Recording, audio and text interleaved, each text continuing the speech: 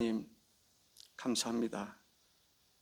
똑같은 날일 수 있지만 우리는 2025년들을 보내고 2026년 새해를 맞이하는 이 새벽을 이제 하나님 앞에 새벽에 나와 예배하는 귀한 시간입니다.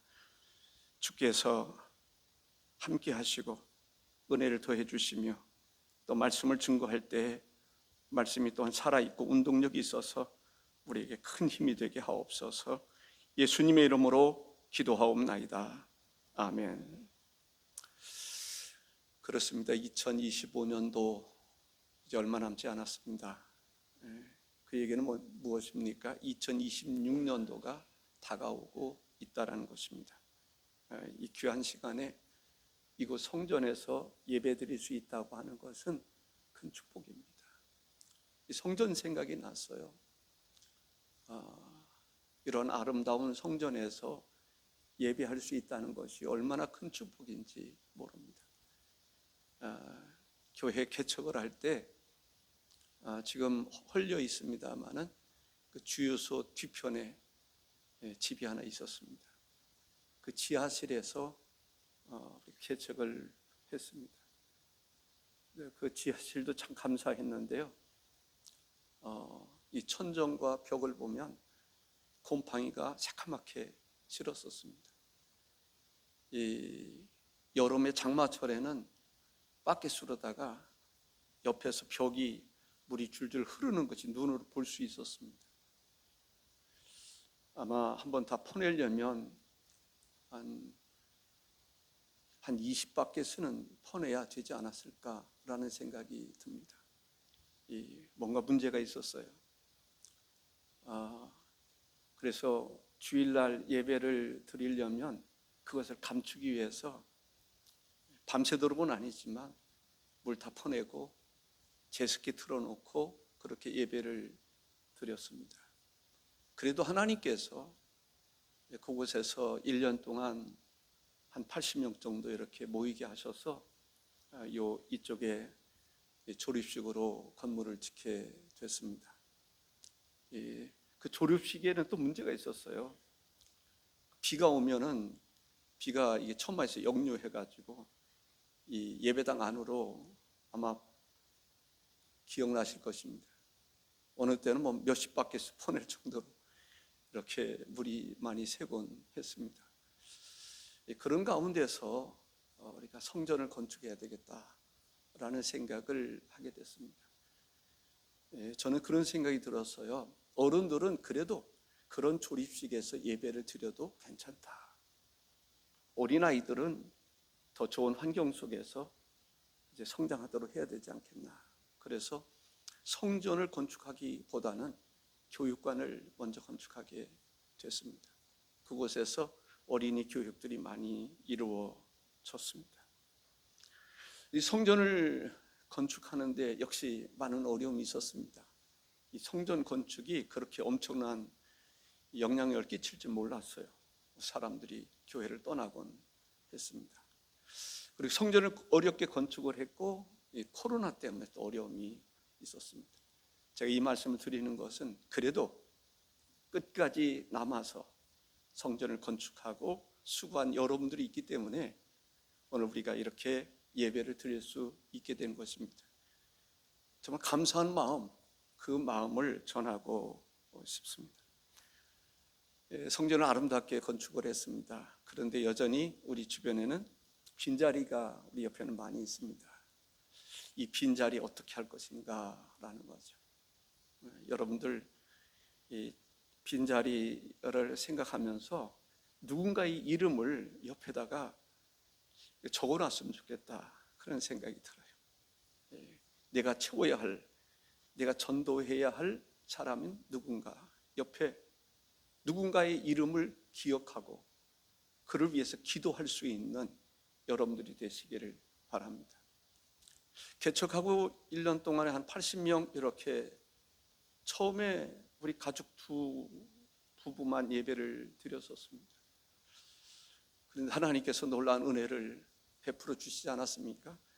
그러한 기적의 역사가 2026년에 일어날 수 있기를 바랍니다.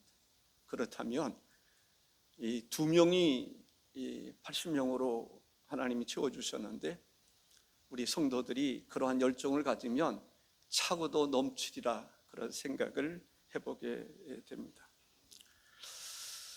오늘 이 본문의 말씀을 통해서 저는 2026년 이 목표를 정한다면 어떤 목표를 정할 것인가? 전도에 대한, 잃어버린 양을 찾는, 예수 그리스도를 믿지 아니하는 사람들을 전도해서 예수님을 믿게 하고, 또 때로는 교회 생활하다가 교회를 떠난 사람도 있어요. 그 사람들을 찾아가서 다시 교회 생활, 신앙생활 잘 할 수 있도록 하는 그러한 역사가 2026년도에는 일어났으면 좋겠다, 그런 바람입니다. 12절이 이런 말씀이 있어요. 조금 지나서 보면 어떤 사람이 양 100마리가 있는데 그 중에 하나가 길을 잃었으면, 양 100마리가 있는데 그 중에 한 마리가 길을 잃어버렸단 말이죠. 그 99마리를 산에 두고 가서 길 잃은 양을 찾지 않겠느냐? 예수님께서 제자들에게 질문한 거예요. 질문이라는 게 참 중요한 것 같아요.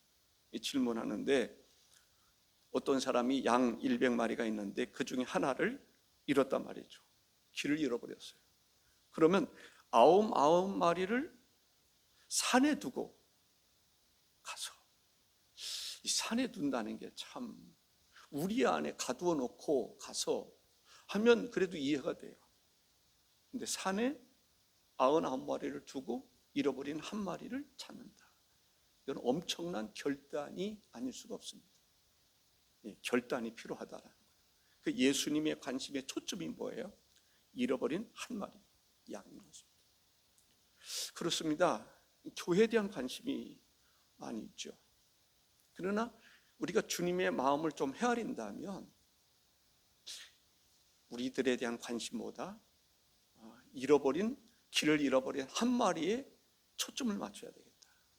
예수님은 그러하셨다라고 하는 것을 알 수가 있습니다. 정말 우리 주변에는 잃어버린 한 마리가 문제가 아니라 예수 그리스도를 알지 못하는, 믿지 않은 수많은 사람들이 있단 말이죠. 또 그 중에는 교회 생활을 하다가 어떤 이유로 주님을 멀리 떠나 있는 사람들이 있단 말이죠. 잃어버린 한 마리 양, 그들을 우리가 찾자라는 거죠.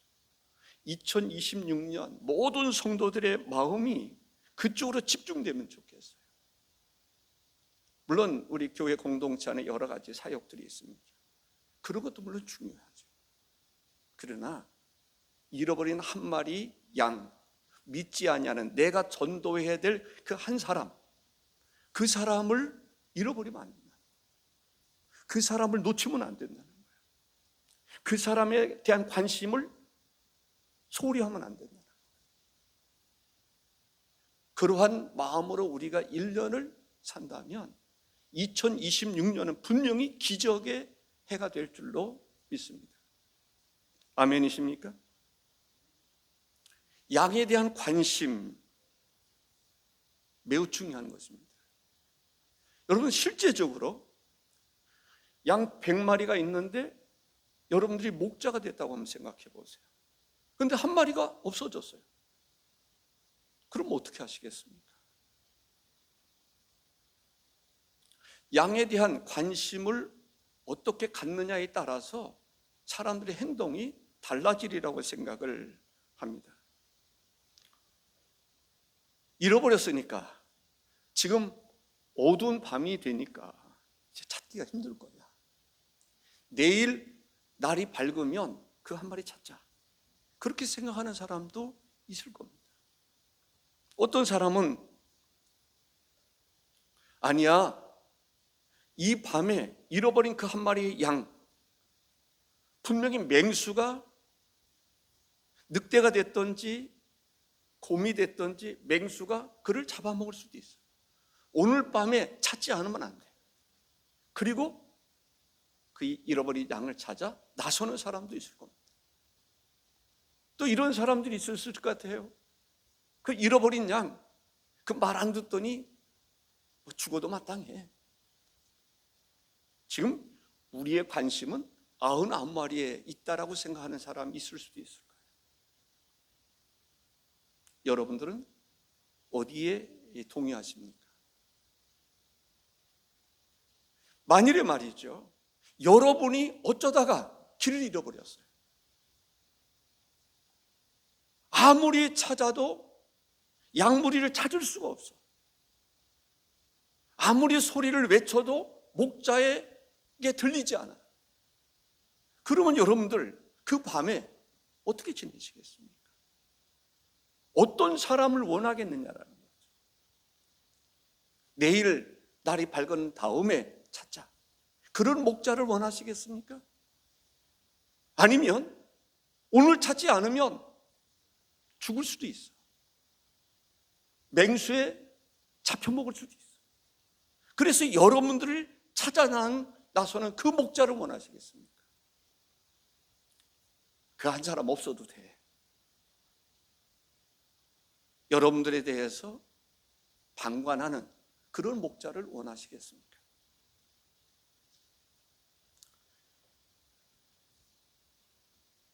잃어버린 한 마리의 양에 대한 예수님의 관심은 어떠한지에 대해서 이야기하고 있습니다. 이 말씀 속에서 우리가 뭐를 발견할 수 있냐면, 지금 제자들에게 물었어요. 근데 제자들은 어떤 관심을 가지고 있었을까? 예수님처럼 그런 잃어버린 양을 찾고자 하는 그런 목자의 심정을 가지고 있었을까? 이해라도 할 수 있었을까? 라는 것이죠. 그 제자들은 그런 관심이 없었어요. 잃어버린 양에 대한 관심이 없었어요. 이방인에 대한 관심 없었어요. 예수님을 거역하는 사람들에 대한 관심이 없었어요. 관심이 없는 그 제자들에게 주님이 물으신 거예요. 너희들은 앞으로 어떻게 살아갈 것인가? 어디에 초점을 두고 살아갈 것인가? 교회가 해야 할, 우리 그리스도인들이 해야 할 많은 일들이 있지만은 가장 중요한 것은 잃어버린 양 찾는 거예요. 예수 그리스도를 알지 못하는 그들에게 하나님의 복음을 전하는 것입니다. 전도는 주님의 지상 명령입니다. 할 수도 있고 안 할 수도 있는 게 아니에요. 예배가 그러하듯이 전도는 가장 가치 있는 일이라고 생각을 합니다. 만일에 말이죠, 어디를 가다가 그만 여러분들의 자녀를 잃어버렸다고 생각해 보세요. 같이 가는 줄 알았는데 자녀가 안 보여. 다른 길로 간단 말이죠. 어디로 간지 몰라. 그러면 어떤 태도를 취하겠습니까? 정신이 번쩍 나지 않겠어요? 이름을 부르면서 아무개 어디 있느냐고, 그래도 못 찾으면 파출소에 연락하고 광고하고 전단지 뿌리고 그러지 않겠습니까? 결혼을 할 때 서로와의 어떤 약속을 위해서 뭐 금반지를 준비했다고 생각해보세요. 신부에게 줄 금반지가 없어졌어. 신랑에게 줄 금반지가 없어졌어. 그러면 결혼을 앞두고 있는 여러분이라면 어떻게 하겠습니까? 모조품이라도 준비하려고 하겠습니까? 아니면 진품을 찾겠습니까? 찾지 않겠습니까? 잃어버린 양, 그 누구보다도, 그 무엇보다도 소중하다는, 아들처럼, 자식처럼 소중한 것이 잃어버린 양입니다. 우리 주변에 있는 예수 그리스도를 알지 못하는 사람, 가장 안타까운 것 가운데 하나가 교회 공동체 안에서 떠난 사람, 탕자와 같은 사람, 그 사람에 대한 관심을 우리가 가져야 돼요. 탕자가 돌아왔을 때 아버지가 보였던 행동은 어떻습니까? 그냥 끌어안고 입을 맞추고 가락지를 끼우고 잔치를 벌였던 것을 볼 수가 있습니다. 교회가 어떤 잃어버렸던 한 사람이 돌아왔을 때 교회 전체가 축제가 될 수 있어요. 잔치가 될 수 있어야 돼요. 정말 기뻐하고 춤추고 노래하고 잔치할 수 있는 그 한 사람이 얼마나 소중한가. 잃어버렸던 그 양, 그리스도에게서 떠났던 그 사람이 돌아왔을 때 교회 공동체가 그렇게 기뻐하는 모습을 볼 때 뭐라고 생각하겠습니까? 나라고 하는 존재가 교회 공동체 안에서 이렇게 소중한 존재였구나. 탕자에 비해서 큰 아들과 같은 태도를 보이면 안 된다는 거죠. 주님과 같은 태도가 필요하다라고 생각을 합니다.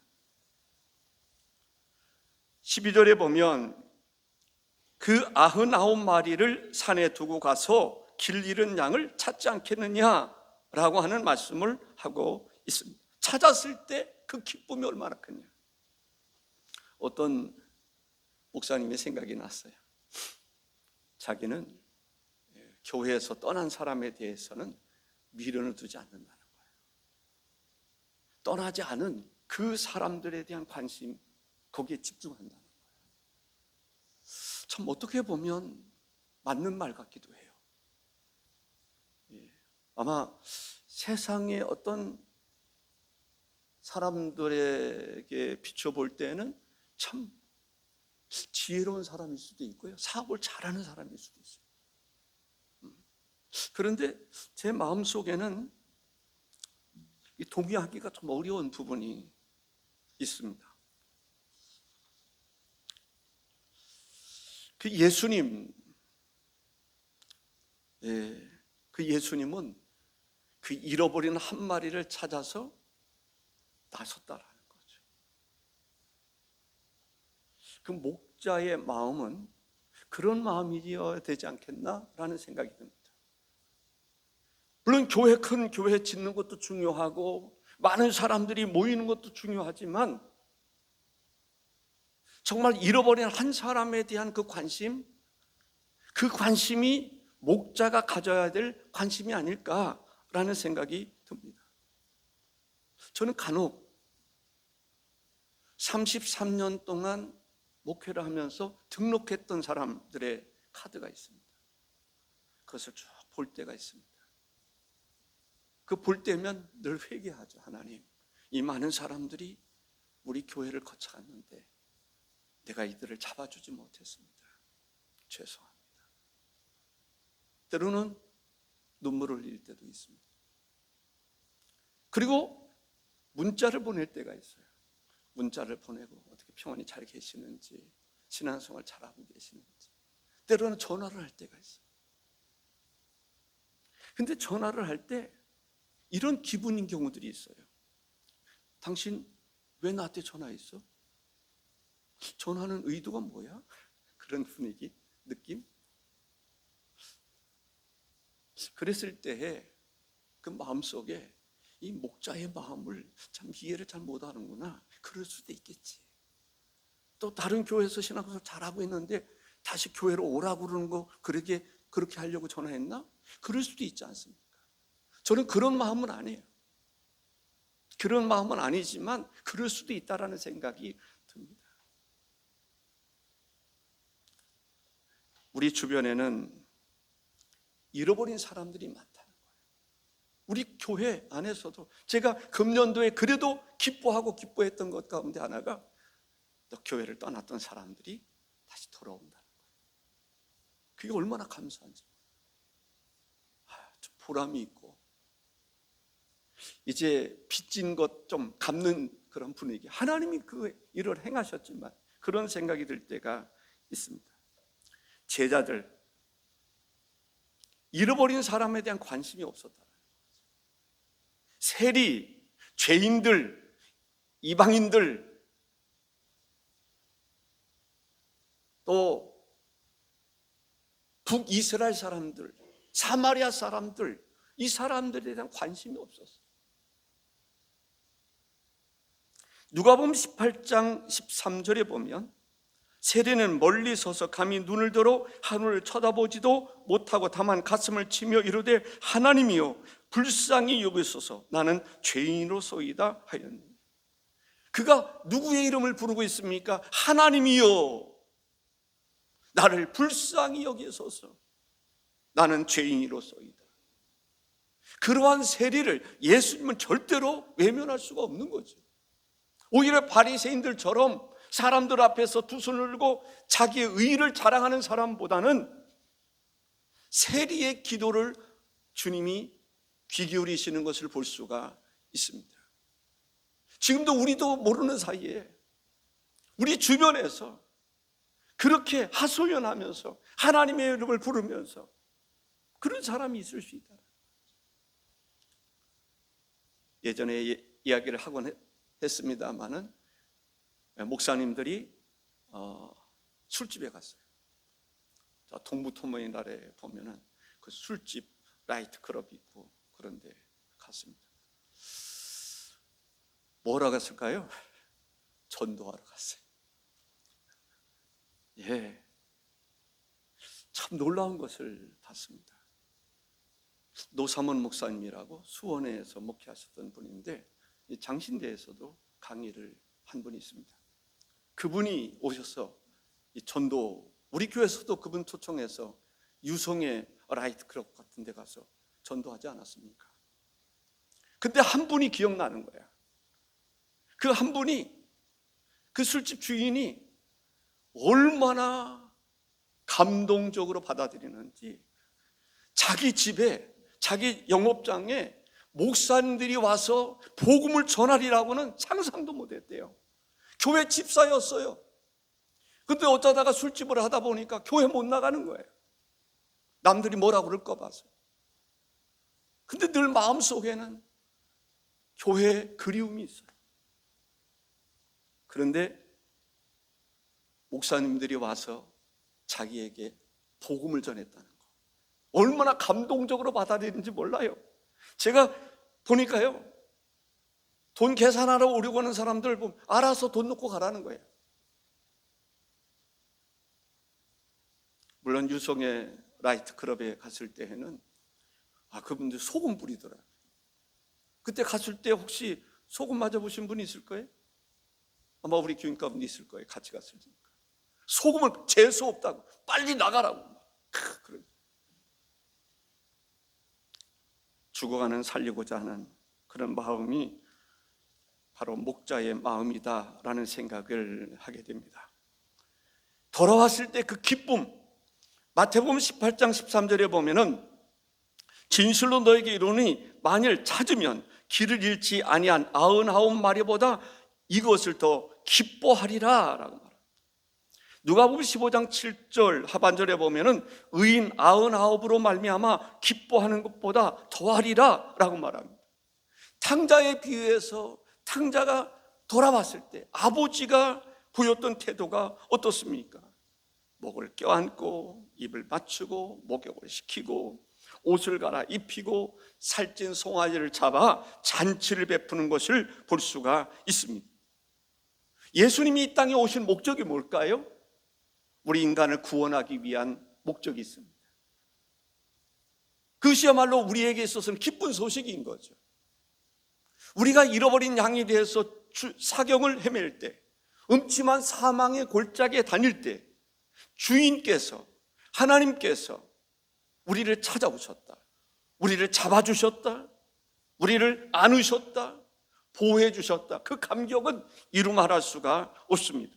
바로 그러한 역사가 우리에게 있기를 바라는 것입니다. 터치전도에서 지금 이야기하는 게 뭘까요?